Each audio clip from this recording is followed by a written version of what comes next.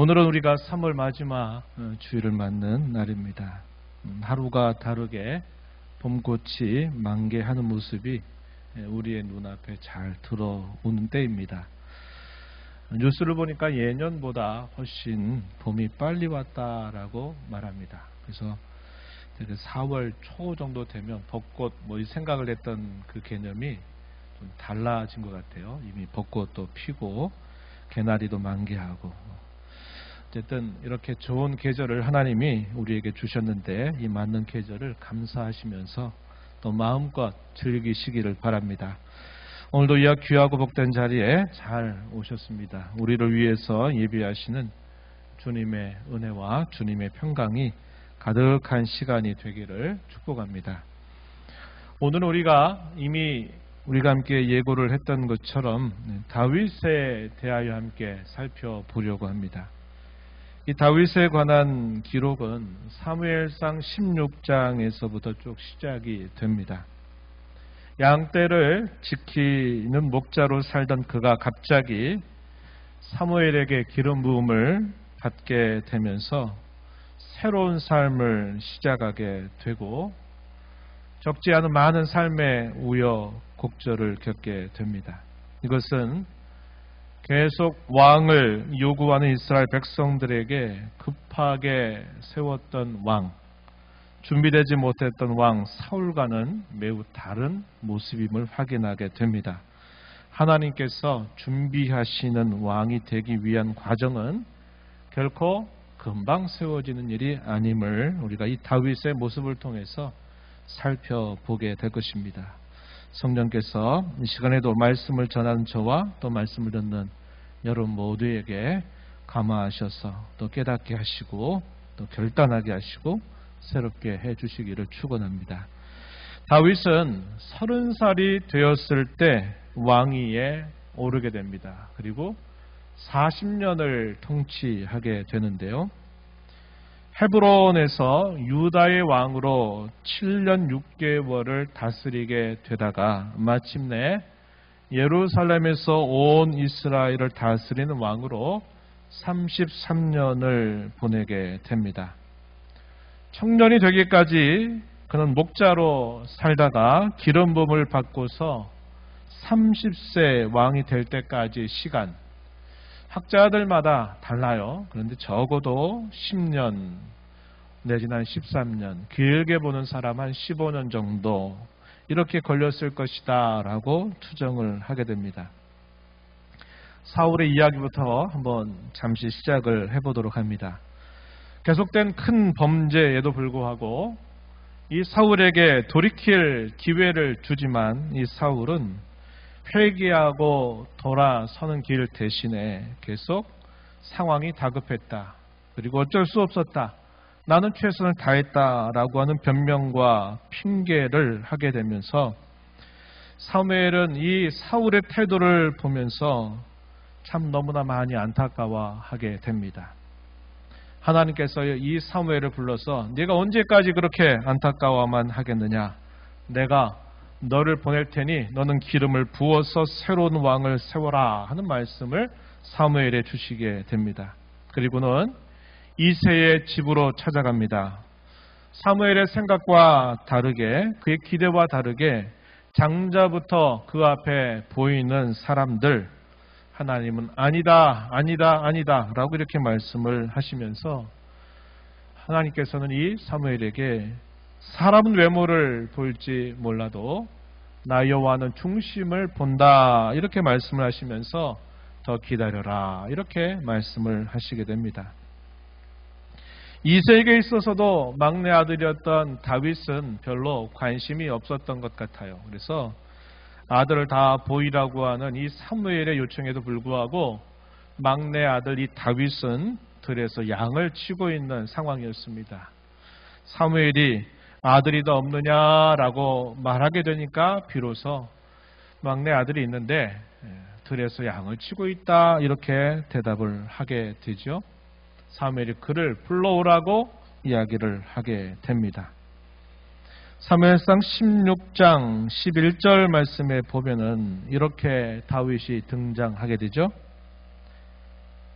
또 사무엘이 이새에게 이르되 내 아들들이 다 여기 있느냐. 이새가 이르되 아직 막내가 남았는데 그는 양을 지키나이다. 사무엘이 이새에게 이르되 사람을 보내어 그를 데려오라. 그가 여기 오기까지는 우리가 식사 자리에 앉지 아니하겠노라. 이렇게 말합니다. 막내 아들 다윗이 등장하게 됩니다. 이 막내 다윗은 매우 흔한 목자였어요. 당시에 흔히 볼 수 있는 가장 쉬운 직업, 목자였습니다.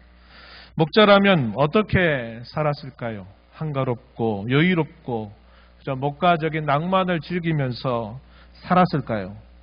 그렇지만은 결코 않았다는 겁니다.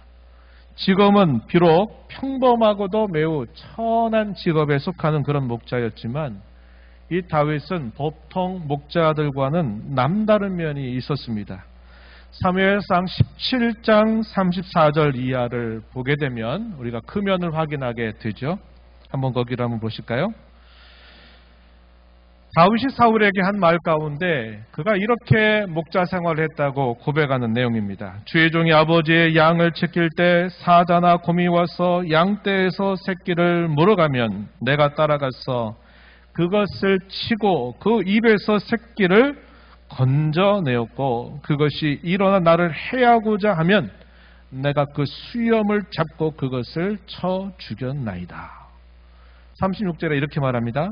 주의 종이 사자와 곰도 쳤은즉 이렇게 말합니다. 또 그 다음 37절 가서 보면 또 이렇게 말하죠. 여호와께서 나를 사자의 발톱과 곰의 발톱에서 건져내셨다. 이렇게 고백합니다. 그래서 아주 흔한 직업을 가지고 있는 목자였지만 이 다윗이 목자로 있는 것이 보통 목자들의 모습과는 매우 다른 면모를 가지고 있었어요. 그는 그 목자 생활을 하면서도 하나님께서 자신을 언제나 도와주신다는 사실들을 그는 분명히 알고 있었던 것이고 자기에게 맡겨진 양떼 한 마리라도 해하지 않도록 다치지 않도록 잃어버리지 않도록 사나운 맹수가 찾아와도 그 맹수에 달려드는 그런 자세를 갖고 있었다. 이렇게 이야기합니다. 이 말을 결코 영문학 같은 이야기로 그냥 듣기 좋으라고 한 말이 아니었을 거예요. 왕에게 고백하는 이 말은 거짓말이 있을 수 없는 것입니다. 그래서 목자로 살았던 그 내용들만 봐도 이 사람은 보통 목자들과는 매우 다른 삶을 살았구나 하는 것을 알게 돼요. 양떼를 향한 책임감, 맹수를 향한 용맹을 갖추어 있는 아주 비범한 목자였다라는 것을 우리가 확인하게 됩니다. 하나님이 다윗에게 기름을 부으라고 사무엘에게 말씀하십니다. 오늘 우리가 읽은 본문으로 돌아와서 12절 13절 내용을 보면은 그 내용이 그대로 소개가 됩니다. 이에 사람을 보내어 그를 데려오매 그의 빛이 붉고 눈이 빼어나고 얼굴이 아름답더라. 여호와께서 이르시되 이가 그다. 일어나 기름을 부으라. 이렇게 말씀을 하시게 됩니다. 사무엘이 그 하나님의 말씀을 따라서 그에게 기름을 붓게 되죠. 중요한 건 그 다음 표현입니다. 이날 이후로 다윗이 여호와의 영에게 크게 감동되니라. 이렇게 말했어요. 여기서 우리가 주목해야 될 표현이 바로 기름 부음을 받고 난 이후에 다윗에게 어떠한 변화가 일어났는가 하는 점입니다. 여호와의 영에 크게 감동되었다. 이렇게 표현하면서 이제 다윗이 새로운 삶을 살게 된다 하는 것을 우리에게 보여주고 있습니다.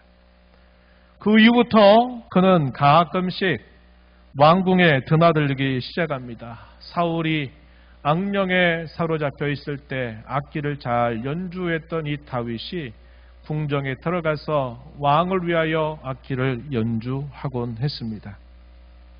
그러다가 아버지의 부탁으로 이 블레셋과 이스라엘이 전쟁을 하는 곳으로 찾아가게 되죠. 그때 골리앗과의 단판 승부가 벌어지게 되고 거기에서 큰 승리를 하게 되면서 이 다윗은 일약 이스라엘의 영웅으로 알려지기 시작했습니다. 사울은 다윗을 처음에는 자기의 무기를 든 자로, 자기 호위병으로 이 다윗을 삼습니다. 그리고 마침내는 군대의 높은 직위를 이 다윗에게 허락하게 됩니다. 하지만 시간이 흘러가면서 사울은 이 다윗을 경계하고 이 다윗을 시기하기 시작하죠. 사람들의 노랫말, 사람들의 칭송소리를 듣게 되니까 이것을 못 견뎌 하는 것입니다. 사울이 한 일보다 다윗이 한 일이 더 크다라고 노래 지어 부르는 여인들의 그 소리를 듣게 되면서 이 사울은 극한 시기심에 사로잡히게 돼요. 그때부터 이 다윗을 어떻게 하면 이 다윗을 처단할까 하는 생각을 하게 되는 것입니다. 그래서 사울은 다윗을 자기의 사위로 삼겠다라고 제안을 하는데도 그 제안의 속내는 그를 죽여버리겠다 하는 그런 음모가 있었던 것을 우리가 알게 됩니다. 다윗은 겸손히 제가 어떻게 왕의 사위가 되겠습니까? 말하면서 몇 번의 거절을 하게 되지만 마침내 사울의 사위가 되지요. 자신을 죽이려는 광기로 마침내 다윗은 이 사울의 낯을 피하여 도피하게 됩니다. 그렇게 해서 보낸 세월이 적어도 10년 이상의 시간을 보내게 됩니다. 이것이 다윗의 도피 생활임을 우리가 알게 되죠. 이에 대한 성경의 기록은 사무엘상 19장에서부터 30장까지 길게 기록이 되고 있습니다. 다윗의 도피 생활은 참으로 길고도 힘든 시간이었어요. 하지만 하나님의 시각에서 보면 온 이스라엘의 진정한 왕으로서 준비된 시간이었음을 우리가 알게 됩니다. 이에 대하여 함께 주목해 보고자 해요. 몇 가지 면에서 살펴보겠습니다. 첫 번째는 싸움을 다루는 법을 배우게 해주셨다라는 사실입니다. 이 싸움의 대상이 크게 두 가지로 나눠지죠. 하나는 실제적으로 하나님 백성들에게 원수가 되는 대적들이 하나고, 또 하나는 같은 동족, 하나님의 백성이라고 하는 같은 동족인데 이 동족 중에서 원수 노릇을 하는 사람들이 있다고 하는 것입니다. 원수 같은 대적, 진짜 대적에 대한 가장 좋은 표본, 우리가 어디서 보느냐? 골리앗에서 우리가 그것을 볼 수 있는 겁니다. 이에 대한 기록은 사무엘상 17장 45절에서 아주 유명하게 잘 표현되고 있는 부분이죠. 함께 좀 보실까요? 45절입니다. 사무엘상 17장 45절. 다윗이 블레셋 사람에게 이르되, 이 블레셋 사람이 골리앗입니다. 너는 칼과 창과 단창으로 내게 나오거니와 나는 만군의 여호와의 이름 곧 내가 모욕하는 이스라엘 군대의 하나님의 이름으로 내게 나아가노라. 오늘 여호와께서 너를 내 손에 넘기시리니 내가 너를 쳐서 내 목을 베고 블레셋 군대의 시체를 오늘 공중의 새와 땅의 들 짐승에게 주어 온 땅에 이스라엘 온 땅으로 이스라엘의 하나님이 계신 줄을 알게 하겠다. 47절에서는 여호와의 구원하심이 칼과 창에 있지 아니함을 이 무리에게 알게 하겠다. 이렇게 말하면서 이 다윗을 향하여 달려가며 물매를 던져서 이 골리앗의 이마를 받게 되면서 결국 골리앗이 쓰러지게 되죠. 이때 이 다윗이 했던 이 말, 어떤 말입니까? 전쟁이 하나님께 속해 있다. 그것은 사람에게 달려있는 것이 아니다라고 말하면서 이 전쟁은 하나님의 이름으로 말미암아 내가 너를 끝장내겠다라고 이렇게 말하면서 나아가면서 실제로 이러한 일을 이루어내게 된 것입니다. 그는 이 싸움, 이런 전쟁을 자기 자신의 개인적인 욕망이나 자기의 영예를 위한 싸움으로 이것을 여기는 것이 아니라 어떠한 싸움이든지 그 싸움을 하나님의 싸움으로, 이걸 여호와의 거룩한 성전이다 이렇게 말해요. 거룩한 전쟁으로 삼는 이 일들을 통하여서 그의 원수 혹은 대적들을 향해서 싸워나가는 자세를 항상 유지하게 됩니다. 이후에 다윗이 실제로는 온 이스라엘의 왕이 되어서 주변 나라들과 전쟁을 할 때마다 다윗은 승승장구를 계속 이뤄내요. 왜 그럴까요? 어떻게 원수들과 싸우는 법을 그가 너무 잘 알았기 때문에, 배웠기 때문에, 훈련했기 때문에 그렇다는 것을 확인할 수 있는 부분이죠. 같은 동족인데 원수 노릇을 하는 그런 사람들이 또 다윗 곁에 많이 있었죠. 그 대표적인 사람이 바로 사울 왕이었습니다. 사울 왕에 대한 다윗의 처신과 태도는 사무엘상 24장과 26장에서 잘 소개가 되는데요. 도피생활 가운데 두 번 이 사울 왕을 아주 가까이에서 만난 사건이 기록되어 있습니다. 한 번은 어디냐면 엔게디 요새라고 하는 곳에서 이 사울을 가까이에서 만나게 되고, 또 한 번은 십항무지라고 하는 요새에서 또 한 번 만나게 되는데요. 이 두 번 모두 일관되게 다윗은 사울을 죽일 절호의 기회로 여기는 것이 아니라 그것을 유혹으로 여기면서 그것을 물리치게 됩니다. 자신을 지금 이 도피 생활을 하게 하는 중요한 원인자가 바로 1차적으로 누굽니까? 사울이었어요. 사울. 자신은 왕에 대하여 추워도 나쁜 마음이 하나도 없고, 왕에 대하여, 이스라엘에 대하여 충성스러운 마음을 한결같이 가지고 있는데, 이 사울은 자기를 죽이려고 계속 쫓아다니니까 이 사울이 얼마나 그를 힘들게 했을까 우리는 알게 되죠. 그가 이 사울이 사라지게 된다면 자기는 이 고통스러운 이 도피 생활을 단번에 끝낼 수 있는 기회가 된다 이렇게 생각할 수도 있지만, 그것을 기회라고 여기는 게 아니라 그것은 유혹이다, 내가 해서는 안 될 일이다 라고 생각을 하고서는 그것을 두 번씩이나 일관되게 물리치고 있는 겁니다. 다만 하나님께서 판단하실 것이며 원수 갚음을 하나님께 맡겨드리게 되죠. 자신은 기름 부음을 받은 사울 왕의 생명을 귀하게 여긴다라고 말하면서 내가 왕의 생명을 귀하게 여기는 것처럼 하나님께서 자신의 생명을 귀하게 여겨서 보호해 주실 것을 강구하게 됩니다. 그리고 선으로 악을 이기는 모습을 잘 보여주고 있는 겁니다.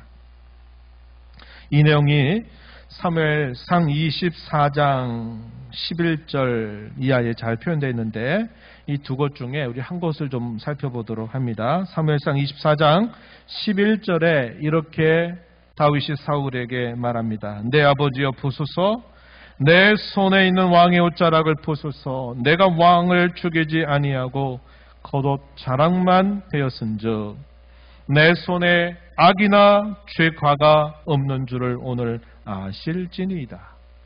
왕은 내 생명을 찾아야 하려 하시나 나는 왕에게 범죄한 일이 없나이다. 여호와께서는 나와 왕 사이를 판단하사 여호와께서 나를 위하여 왕에게 보복하시려니와 내 손으로는 왕을 해하지 않겠나이다. 그런즉 여호와께서 재판장이 되어 나와 왕 사이에 심판하사 나의 사정을 살펴 억울함을 풀어주시고 나를 왕의 손에서 건지시기를 원하나이다. 11절, 12절, 또 15절 이렇게 다윗이 사울을 향하여 어쩌면 죽일 수 있는 절호의 그 기회가 있었지만 자기는 그렇게 할 수 없다, 하지 않는다라고 말하면서 사울에게 이렇게 고백하고 있는 겁니다. 26장에 또 한 번의 주어진 기회 속에서도 거의 동일한 내용들을 이 사울에게 그대로 전달해 주게 된다 하는 것입니다. 이와 같이 다윗은 이런 싸움을 싸울 때 진짜 원수에 대해서 싸울 때는 어떻게 싸웠다고요? 자기 개인적인 명예를 건 싸움이 아니라 여호와의 이름을 걸고 하나님께서 함께 하시는 전쟁이 되도록 그렇게 싸워 나가면서 승승장구하고 자신의 동족들에 대하여서는 어떤 마음을 갖습니까? 악을 행한다 하더라도 악을 악으로 갚는 대신에 하나님의 뜻을 묻고 선을 행하면서 기다리고 인내하는 그런 태도를 보이고 있다 하는 겁니다. 이 다윗의 이러한 태도는 오늘 저와 여러분에게 있어서도 우리에게 좋은 영적인 교훈을 준다 하는 것을 알게 되죠. 두 번째로 계속된 도피 생활을 통해서 하나님은 다윗에게 고난과 시련을 어떻게 다루어야 될 것인가 하는 것을 가르쳐 주셨다고 하는 것입니다. 적어도 10년이 넘는 시간 동안이나 계속 쫓기는 삶을 산다는 것은 무척이나 힘든 일입니다.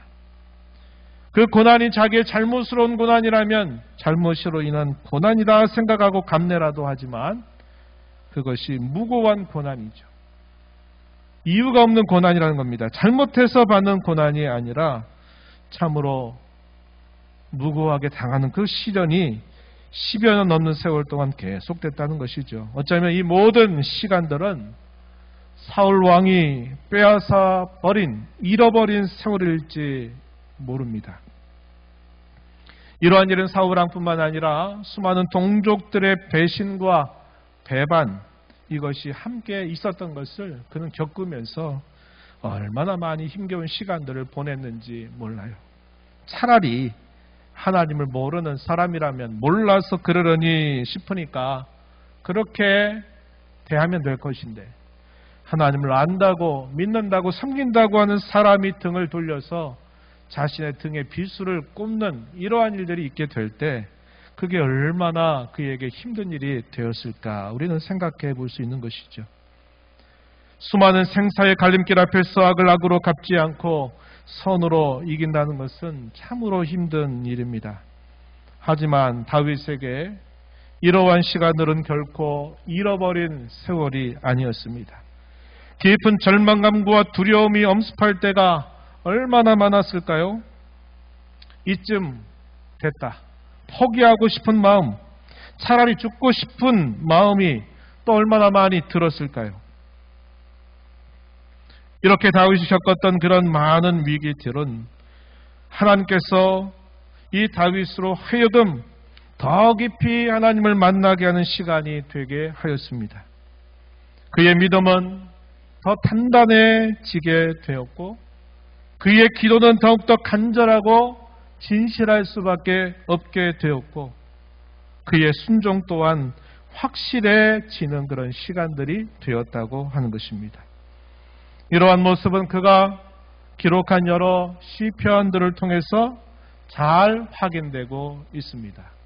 이 사무엘상의 이야기는 주로 사건 중심으로 쭉 기록이 되는 그런 역사적인 기록물이다 이렇게 볼 수 있다면, 그가 시편에 기록하고 있는 시편 가운데는 그가 이렇게 도피 생활 중에 이렇게 하나님 앞에 기도하고 또 체험하고 감사하고 다짐하고 결단하고 순종했던 그의 내용들이 이 시편 속에서 잘 표현되고 있다고 하는 것입니다.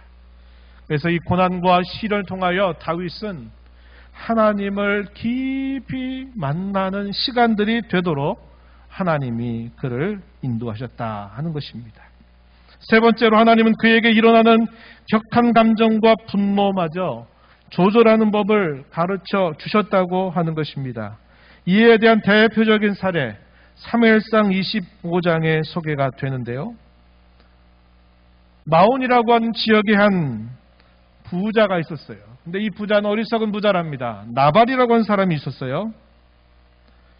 다윗이 그곳에 피해 있는 동안에 이 다윗의 사람들이 이 나발의 가축, 양떼를 지켜준 바가 있었습니다. 그래서 털 깎는 잔칫날에 이 다윗이 그의 사람들 몇 명을 보내서 먹을 것을 좀 부탁하는 정중한 그런 부탁을 드린 적이 있었어요. 그런데 그때 이 나발이 어떻게 말하느냐, 다윗을 상당히 모독하면서 단번에 거절하는 일이 있게 돼요. 뭐라고 모욕을 했느냐, 마치 주인을 피해서 도망친 종, 그런 종이 요즘에 참 많다고 하는데 다윗이 네가 너희 주인인 사울을 피하여 도망친 종이 아니고 뭐냐 하는 식으로 이렇게 다윗을 대단히 모독하는 말을 하게 되면서 내가 왜 너에게 그걸 주느냐 이렇게 단번에 거절을 하게 되었습니다. 이 말을 들었던 다윗이 그의 분노가 너무나 커졌어요. 아주 격분을 하게 되면서 맹세를 합니다. 어떤 맹세를 하냐면 내가 너의 집에 속해 있는 모든 남자는 다 죽여버릴 거다. 이렇게 맹세를 하고서는 이제 채비를 해가지고 떠나오고 있는 상황이 된 겁니다. 그때 이 나발의 아내였던 아비가일이라고 하는 여인은 신앙도 좋고 지혜가 있었던 여인이에요. 이러한 사실들을 듣고서는 큰일 나겠다 생각을 하고서는 이 아비가일이 어떻게 하냐면 다윗이 말한 것보다 많은 먹을 것들을 다 준비해가지고 자기가 그 먹을 것을 앞세우고 가장 앞서 나가서 죽이려 나오려고 하는 이 다윗 앞에 무릎을 꿇고서 용서해 달라고 그렇게 말하면서 이 다윗의 그 격분한 마음, 이 분노를 진정시키는 일을 하게 됩니다. 이에 대한 기록이 어디 나오냐면 사무엘상 25장 22절에 이렇게 표현되어 있어요. 한번 보시죠. 내가 그에게 속한 모든 남자 가운데 한 사람이라도 아침까지 남겨두면 하나님은 다윗에게 벌을 내리시고 또 내리시기를 원하노라. 이 뭐한 겁니까? 너무 화가 나가지고 다윗이 맹세한 거예요. 내가 내일 아침 되면 내게 속해 있는 남자는 다 죽을 줄 알아라. 이렇게 한 겁니다.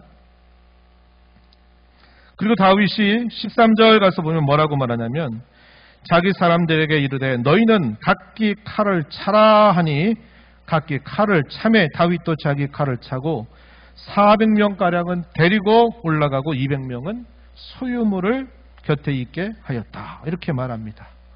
이 사실이 아비가일에게 알려지게 되면서 아비가일이 지혜를 발휘해서 이렇게 한 겁니다. 제가 조금 전 말씀드렸던 대로 하니까 그래서 이 다윗에게 찾아가서 자기의 잘못, 자기 남편의 어리석음을 용서해달라고 말하면서 다윗을 축복하는 말을 건네게 돼요. 그랬더니 이 다윗이 뭐라고 말하냐면 25장 33절 말씀에 이렇게 말합니다. 또 내 지혜를 칭찬할지며 또 내게 복이 있을지로다. 누구에게 한 말일까요?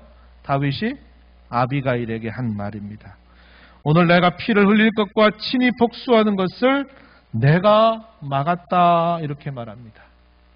만약에 이 아비가일이 그 사이에서 다윗을 진정시키지 못했더라면 어떤 일이 벌어졌을까요? 실제로 다 죽었겠죠? 그럼 다윗은 그 일을 가해 나중에 훗날에 어떤 생각을 할까요? 그때는 막 감정이 막 너무 화가 나서 이 모욕적인 언사를 내가 참을 수 없다 그래가지고 다 죽여버려서 그 마음의 분노는 풀었을지 모르지만 그것이 결코 잘한 일이라고 말할 수는 없는 겁니다. 과도한 보복이에요. 과도한 보복. 구약성경의 율법에 보면 그런 말씀이 있죠. 동해 복수라는 게 있습니다. 자기가 해를 입은 것만큼만 갚게 하라는 원칙이에요. 사람은 자기가 당한 것 정도만 갚아주어서는 성이 안 풀린단 말이에요. 그러니까 몇 배를 더 세게 갚아줘야 후련하다 이렇게 생각을 하거든요. 이 다윗도 그렇게 자기 마음을 잘 관리했지만 자기가 당한 이 모욕에 대해서는 내가 더 이상 견딜 수 없다 이래가지고 다 죽여버리겠다 이렇게 했던 겁니다. 근데 아비가일이 나타나서 그런 모든 일들을 막아준 거예요. 얼마나 지혜로운 것입니까? 이 모든 일을 들었던 나발의 아내였던 아비가일이 지혜를 발휘해서 다윗의 격분을 진정시키게 되죠. 그리고 훗날 다윗에게 미칠 수 있는 큰 화를 진정시키는 일을 하게 된 겁니다. 그에 대한 기록이 금방 확인했던 부분에 나와 있다는 거죠. 마지막으로 하나님은 다윗의 도피 생활을 통해서 지도력을 가르쳐 주셔서 그가 진정한 이스라엘의 왕이 되게 해주셨다고 하는 것입니다. 혈혈단신으로 도피한 다윗에게 그와 생사고락을 함께 하겠다고 모여든 사람이 대단히 많았어요. 그가 아둘람 굴에 피해 있는 동안에 그에게 찾아온 장정의 숫자가 400명이나 됩니다. 사무엘상 22장 1절 말씀에 보면 그러므로 다윗이 그곳을 떠나 아돌람 굴로 도망하며 그의 형제와 아버지의 온 집이 듣고 그리로 내려가서 그에게 이르렀고 이렇게 되어 있는데 22절의 내용에 보면 400여 명이 모여왔다 그럽니다. 억울한 사람, 환난을 당한 사람, 삶의 우여곡절이 많은 사람이 나는 다윗과 함께 생사구락을 하겠다라고 찾아온 겁니다. 그리고 조금 더 시간이 지나면요, 여기에서 200명이 더 늘어요. 장정만 200명이 늘어서 600명의 장정이 다윗과 생사고락을 함께 하겠다고 모여온 겁니다. 거기에 식구들까지 해보세요. 얼마나 많은 사람들을 그가 거느리게 되는지 몰라요. 그럴 때 그 많은 사람들을 그가 다스리는데 좋은 영향력을 가지고 그들을 다스리는 일을 하게 된 겁니다.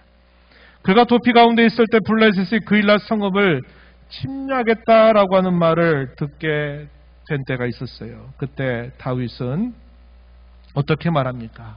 그 말을 듣고는 자기도 도피 가운데 있지만 지금 이 그일라 성읍에 있는 백성들이 큰 위기를 맞았다고 하는 소식을 듣고서는 어떻게 해야 할까 고민을 하다가 하나님께 그 뜻을 묻게 됩니다. 그때 하나님께서 뭐라고 대답을 하시느냐? 내가 가라. 그 위기에 처해져 있는 그일라 백성들을 건져내라, 구원해내라 하는 그런 말씀을 듣게 됩니다. 그의 곁에 있는 사람들은 어떻게 할까요? 아니, 우리도 지금 도피 중에 있고 사울이 언제 우리를 따라올지 모르는데 우리가 지금 도피 중에 있는데 무슨 다른 사람들을 돕습니까? 지금은 때가 아닙니다라고 만류하지만 다윗은 그때마다 어떻게 합니까? 하나님이 뭘 원하시는가를 묻고서 그 뜻에 대하여 결국은 순종하면서 그의 사람들을 데리고 가서 이 위기에 처해져 있는 이 그일라 성읍을 구원해내는 역할들을 감당하게 되지요. 이것도 결국은 그의 사람들을 잘 다스리는 그런 지도력을 보인 면들임을 알게 되죠. 사울의 계속된 추격으로 인해서 다윗과 그의 사람들이 블레셋으로 망명한 적이 있었습니다. 당시 블레셋 왕이었던 아기스 왕에게 허락을 받아서 시글락이라고 하는 도시에 1년 4개월을 머물게 된 때가 있었어요. 그런데 안타깝게도 그때 블레셋 나라와 이스라엘 사이에 전쟁이 벌어집니다. 이 아기스 왕은 어떻게 하기를 바랐을까요? 다윗을 선두에 내세워서 이스라엘을 네가 쳐라! 이렇게 명령을 내렸을 때 이 다윗의 마음이 어땠을 것 같습니까? 굉장히 난감한 처지에 놓여 있게 된 거예요. 왜? 어떻게 자기 동족들을 치러 나갑니까? 여태까지 그가 그렇게 한 적이 한 번도 없고 자기는 자기 동족들을 위하는 사람인데 그럴 수 없는 거죠. 그렇다고 아기스 왕에게 충성하겠다고 말했던 이 말을 또 집어넣을 수도 없게 되는데 하나님이 참 난감한 이 딜레마, 진퇴양난의 위기 속에서 오히려 이 아기스의 다른 신하들의 마음을 움직여가지고 다윗은 못 믿어요. 그가 만약에 싸우다가 돌이켜서 우리를 치면 우리가 어떻게 되겠습니까? 하면서 계속 만류하게 되니까 이 블레셋 왕 아기스가 그래 나는 다윗 너를 믿지만 지금 내 신하들은 못 믿겠다고 하니까 다윗아 돌아가서 네 있던 곳으로 좀 가 있어라.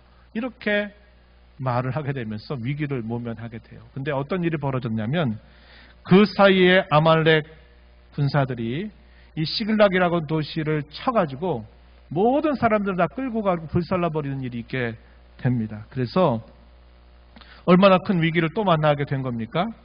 그때 하나님께서 인도하심을 따라서 그 뒤를 쫓아가서 이 아말렉 군사들을 다 치고 그들을 결국은 다 건져내는 역사를 이루게 돼요. 그럴 때 끝까지 함께 가서 목숨을 걸고 싸운 사람들과 도중에 따라가다가 지쳐서 안 되겠다 싶어서 남겨둔 사람 사이에 문제가 발생합니다. 어떤 문제가 발생하냐면 보십시오. 우리는 목숨 걸고 전쟁에 나가서 이 아말렉 군사들과 싸웠는데 우리가 얻는 전리품이 더 맞는 게 많아야 되는 게 맞지 않느냐라는 말을 하게 되면서 도중에 가다가 지쳐 있었던 이 군사들은 받으면 안 된다고 이렇게 말을 하게 될 때 다윗이 어떻게 하냐면 전쟁에 나가서 목숨을 걸고 싸운 사람이나 여기 남아서 기다리는 사람 모두에게 동일하게 이것을 전리품을 나누어 줘야 된다. 이렇게 말을 하게 됩니다. 이 내용이 사무엘상 30장 25절 말씀해 보면은 이렇게 말해요. 그날부터 다윗이 이것으로 이스라엘의 율례와 규례를 삼았더니 오늘까지 이르렀다. 이렇게 말합니다. 다윗이 이 덕이 얼마나 그를 따른 사람들에게 이 덕을 많이 끼쳤는지 그가 했던 이러한 하나하나의 모든 것들이 하나의 율례가 되고 규례가 되어서 그것을 귀하게 지켜온다라고 이렇게 표현하고 있는 겁니다. 이러한 여러 부분들을 보면 하나님이 그가 이렇게 10여 년 넘는 세월 동안 도피 생활을 하면서 허송세월 잃어버린 세월로 보낸 것이 아니라 하나님이 그를 이렇게 저렇게 여러모로 준비하시고 빚어주셨다고 하는 것을 우리는 확인하게 되는 것입니다. 다윗을 이토록 모든 시간 속에서 빚어주셨던 그 하나님은 오늘도 우리를 사랑하시고 우리를 구원하여 주셔서 우리를 오늘도 빚어가신다 하는 사실들을 우리는 굳게 믿고 신뢰하고 고난과 어려움 속에서 우리는 기뻐해야 할 것입니다. 여러분 이렇게 말해요. 자기가 고난 중에 내가 가는 길을 그가 아시나니 그가 나를 단련하시는 후에는 내가 순금같이 되어 나올 것입니다. 이렇게 고백을 한 바가 있어요. 욥기서 23장 10절입니다. 우리가 너무나 잘 아는 유명한 성경 구절 로마서 8장 18절은 또 이렇게 우리에게 말합니다. 우리가 알거니와 하나님을 사랑하는 자 곧 그의 뜻대로 부르심을 입은 자들에게는 모든 것이 합력하여 선을 이룬다. 이렇게 말합니다. 그 옛날 다윗을 무고한 고난 속에 그 긴 시간 동안 당근질하고 무고하게 고난을 당하였던 그 세월 속에 하나님은 그를 다듬고 빚어 하나님의 사람으로 세울 뿐만 아니라 이스라엘의 진정한 목자가 되어 이스라엘을 다스리는 왕이 되게 하셨는데 오늘 저와 여러분이 구원받아 살아가는 우리의 인생도 하나님이 우리 모든 삶의 우여곡절과 역경 속에서 우리를 이와 같이 빚어 주실 것을 우리는 확신을 하면서 어려움의 때를 기뻐하면서 그분과 함께 살아가는 자세를 가져야만 된다 하는 겁니다. 그러면서 우리가 힘써야 될 것이 있어요. 그게 뭐냐면 일관된 신앙으로 응답하면서 살아가자고 하는 겁니다. 다윗이 그의 도피 생활 중에 보였던 그의 태도는 항상 동일한 마음이었어요. 하나님을 향한 충성, 자기 동족을 향한 사랑, 자기에게 함께하겠다고 따라온 사람들을 아우르는 그의 지도력, 이런 면에 있어서 그는 한결같음을 언제나 유지하면서 일관된 신앙의 면모를 보였던 겁니다. 오늘 저와 여러분도 우리 하나님께서 어려운 때일수록 우리를 돌봐주시고 인도하실 것을 신뢰하면서 어려운 때라 할지라도 우리도 일관된 신앙으로 응답하며 살아가야 되겠는데 두 가지를 제시해요. 하나는 하나님의 뜻을 묻고 따르기를 힘쓰자고 하는 겁니다. 다윗이 이런 일관된 신앙에 있어서 가장 중요한 중심은 그거였어요. 자기가 상황이 아무리 다급하고 상황이 아무리 어려워도 자기 뜻대로 아니면 주변 사람들이 하는 그 말들을 듣고 그대로 따른 게 아니라 항상 하나님 앞에 뜻을 묻고 순종하기를 힘썼다고 하는 것입니다. 우리도 그렇게 살아가는 일에 힘을 기울여야만 한다는 거죠. 하나님의 선명한 뜻이 있어요. 그러나 어떨 때 우리에게 애매하게 보이는 때가 있어요. 이렇게 하는 것이 맞나 저렇게 하는 것이 맞나 싶을 때가 있어요. 그래서 로마서 12장 2절에서는 하나님의 뜻을 찾아내도록 해라. 이렇게 우리에게 권면합니다. 애매할 때, 이건지 저건지 모를 때 그저 내 판단, 내 생각대로 하는 게 아니라 하나님의 뜻을 끝까지 찾아내는 자세를 가지고 우리가 묻고 따르기에 힘써 나가자고 하는 것이고, 마지막 두 번째는 어떤 상황 속에 있어도 다윗이 보였던 것처럼 선으로 악을 이기기를 다짐하고 힘써 나가자고 하는 것입니다. 로마서 12장 21절 말씀에 이렇게 표현해요. 악에게 치지 말아라. 선으로 악을 이겨라. 이렇게 권면을 해주고 있습니다. 오늘 저와 여러분, 이렇게 일관된 신앙의 내용들을 가지고 하나님 앞에 응답하겠다 다짐하고 살아가면서 하나님의 이 놀라운 구원의 역사를 체험하고 증거하는 복된 삶 되기를 축복합니다. 하나님 아버지 감사합니다. 오늘도 저희들을 불러주셔서 주의 귀한 말씀을 통하여 그 옛날 잃어버린 세월로 보낼 만큼 참 힘겹고 고되고 참 어려웠던 그 10여 년 세월 동안 하나님과 그것이 헛된 시간이 아니라 그로 하여금 하나님을 깊이 만나는 시간이 되게 하시고 그로 하여금 싸움이 있을 때 그 싸움을 어떻게 다루어간 것도 배우게 하시고 분노를 조절하는 법도 배우게 하시며 또 그 자기에게 맡겨진 주님의 자녀들을 잘 지도하는 것들을 그에게 가르쳐서 그로 하여금 이스라엘 진정한 왕으로 거듭나게 하신 것을 살펴보았습니다. 오늘 저희의 삶 속에 함께 하시고 우리를 사랑하신 하나님께서도 고난과 시련 중에 우리를 내버려 두실 뿐이 아니라 여전히 우리를 빚어주시는 하나님이신 줄을 기억하면서 늘 하나님 앞에 감사하고 하나님을 신뢰하는 자로 살게 하시고 일관된 신앙으로 하나님 앞에 응답하며 살아가는 저희 모두가 되게 하여 주옵소서. 예수님 이름으로 기도하옵나이다. 아멘.